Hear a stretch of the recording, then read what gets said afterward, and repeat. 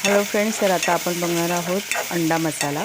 त्यासाठी मी 3 कांदे चांगले लालसर परतून घेतले आहेत, तेलामध्ये भाजून घेतले आहेत उभे चिरून।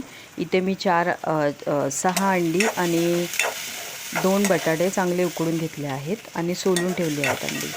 आता आपला कांदा चांगला लालसर झाला की त्यामध्ये आपण थोडीशी हिरवी कोथिंबीर घालणार आहोत। कोथिंबीर आपल्याला फक्त अशी कांद्यात थोडीशी परतायची आहे आणि एक छोटीशी हिरवी मिरची घेतलेली आहे। कोथिंबीर आणि हिरवी मिरची चांगल्या प्रकारे 2 मिनिटं फ्राय करा आणि हे जे मिश्रण आहे ना ते ताटामध्ये काढा।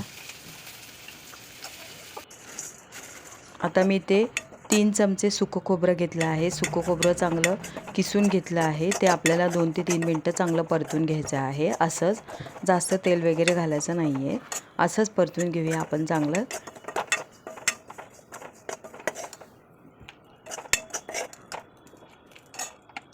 आता हे खोबरं, कांदा, कोथिंबीर आणि मिरची चांगलं थंड होऊ।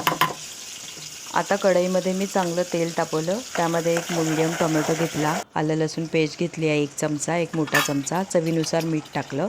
आता हे सगळं मिश्रण आपल्याला चांगल्या प्रकारे मिक्स करायचं आहे। त्याच्यानंतर मी इथे टाकला आहे 1 चमचा लाल गरम मसाला, 1 चमचा लाल तिखट आणि 1 चमचा काश्मीरी मिरची पावडर, धने पावडर आणि जिरे पावडरसुद्धा मी ॲड केली आहे।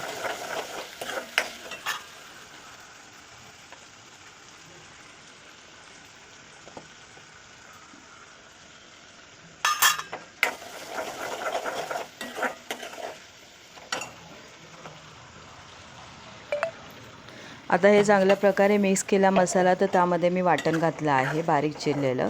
आता हे वाटण आपल्याला चांगलं 15 ते 20 मिनिटं चांगलं तेल सुटूस तर परतायचं आहे। बघा, जोपर्यंत याला चांगल्या प्रकारे तेल सुटत नाही तोपर्यंत आपल्याला परतायचं आहे। काही वेळाने बघा इथे असं तेल सुटलेलं आहे। असं तेल सुटलं त्याच्यानंतर मी त्याच्यामध्ये उकडलेली अंडी सोडली, बटाटे आणि अंडी। अंड्यांना मधोमध मी 2 चिरा दिलेल्या आहेत आणि नंतर मी अंडी या मसाल्यामध्ये घातली आहेत।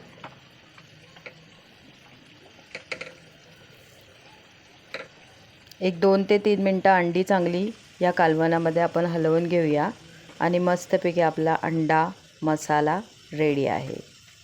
रेसिपी आवडली असेल तर प्लीज लाईक करा, चॅनलवर नवीन असाल तर सबस्क्राईब करायला विसरू नका। असेच नवनवीन व्हिडिओ पाहत राहा। तोपर्यंत बाय बाय, टेक केअर।